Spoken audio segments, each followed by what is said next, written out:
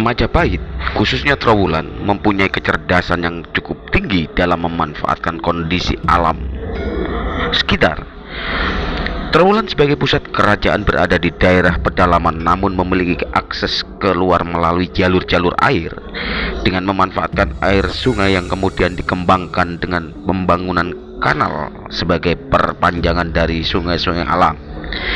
Dalam kitab Negara Kertagama disebutkan bahwa barang-barang yang akan dibawa ke daerah luar diturunkan di pelabuhan besar dan diangkut dengan kapal-kapal kecil melalui sungai dan kanal. Tanpa ini pemanfaatan transportasi air dimaksimalkan.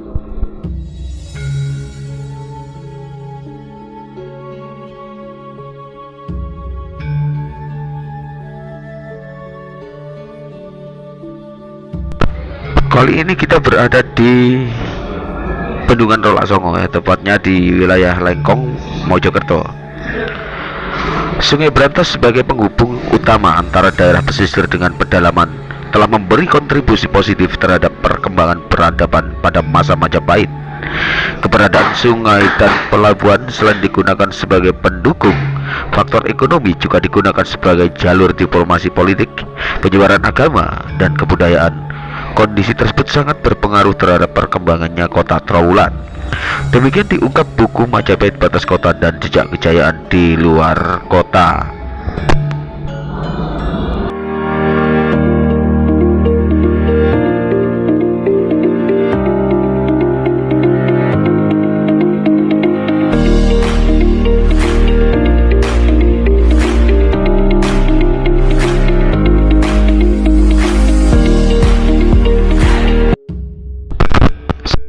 Warahmatullahi wabarakatuh. Lengkong, tepatnya di Bendungan Rolak Songo, Kabupaten Mojokerto.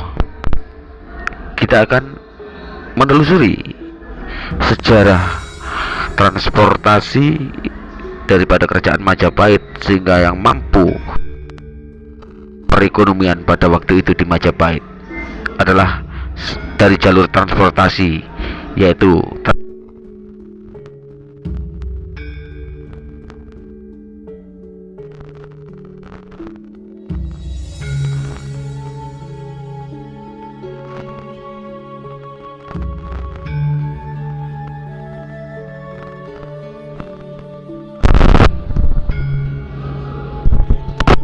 Majapahit khususnya Trowulan mempunyai kecerdasan yang cukup tinggi dalam memanfaatkan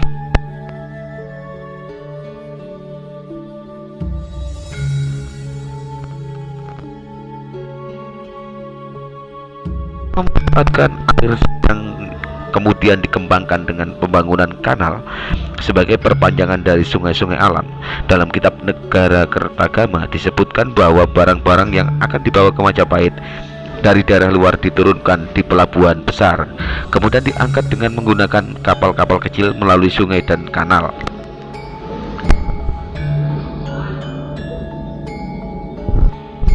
Nampak di sini bahwa pemanfaatan transport dimaksimalkan.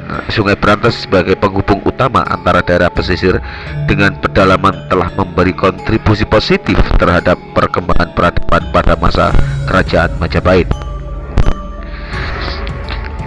Keberadaan sungai dan pelabuhan selain digunakan sebagai pendukung faktor ekonomi, juga digunakan sebagai jalur diplomasi politik. Itu sangat berpengaruh terhadap perkembangannya kota, batas kota dan jejak kejayaan di luar kota. Dalam Prasasti Canggu atau Prasasti Trowulan I disebutkan bahwa terdapat 44 desa penyeberangan di tepi Sungai Brantas. Adanya desa-desa penyeberangan tersebut kemudian berkembang menjadi pelabuhan sungai yang besar seperti Canggu, Bubat, Terung.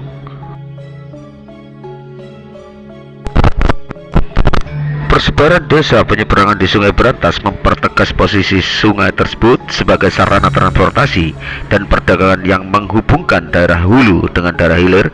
Dilihat dari faktor keamanan dan politik, pemilihan lokasi di pedalaman sebagai ibu kota tampaknya cukup beralasan karena daerah tersebut cukup aman dari ancaman bahaya terbuka yang berupa penyerangan dari pihak luar melalui jalur laut.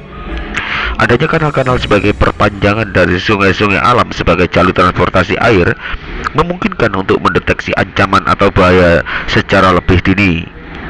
Berita Cina Ying Yai Senglan menyebutkan bahwa tanah Jawa mempunyai 4 buah kota tanpa tembok.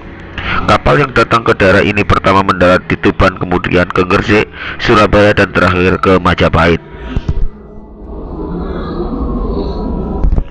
Perjalanan dari Surabaya ke Majapahit terlebih dahulu melewati Canggu, sebuah pelabuhan sungai dengan menggunakan perahu kecil sepanjang 70 hingga 80 li atau kurang lebih 25 mil. Kemudian perjalanan dilanjut dengan menempuh jalan darat selama 1,5 hari. Majapahit, kerajaan yang melegenda ini ternyata memiliki lokasi yang begitu strategis. Letak strategis tersebut karena Majapahit berdiri di bantaran Sungai Berantas yang berada di pedalaman Trowulan, di mana sungai tersebut memiliki peranan yang sangat penting untuk kerajaan Majapahit. Jika Anda penasaran, berikut peranan Berantas untuk kerajaan Majapahit. Kerajaan Majapahit bisa datang sebuah negara lain, sehingga kerajaan ini sangat bergantung kepada penunjang kegiatan sehari-hari bagi untuk sarana komunikasi. Namun tidak hanya itu, sungai ini ternyata juga dimanfaatkan masyarakat Majapahit untuk kegiatan pertanian dengan bercocok tanam, menangkap ikan, dan juga berdagang.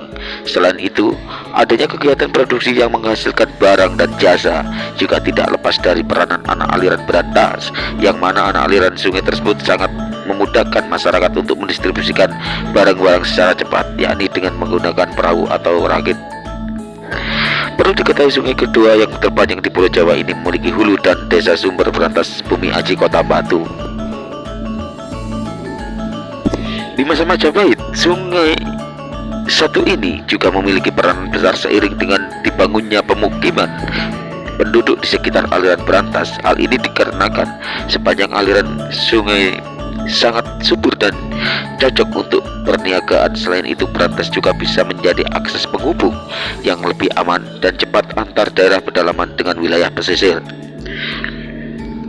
Karena letaknya yang di pedalaman, Majapahit berhasil memanfaatkan Berantas sebagai penghubung ke laut lepas. Seorang ilmuwan geografi bernama Doljone di dalam bukunya menyebutkan bahwa sesuai sejarah geologis Berantas, dataran rendah lembah Berantas dari Blitar hingga Mojokerto dulunya adalah sebuah teluk lautan, yang mana teluk tersebut lama-kelamaan terisi oleh alfata gunung berapi yang menggapitnya, di mana hal tersebut dapat dibuktikan dengan ciri-ciri tanah Sungai Berantas yang masih memiliki hubungan dengan letusan gunung berapi.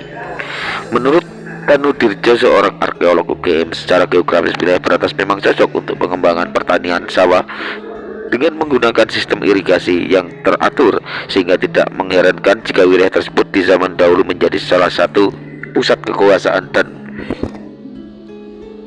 pemerintahan di Jawa bagian.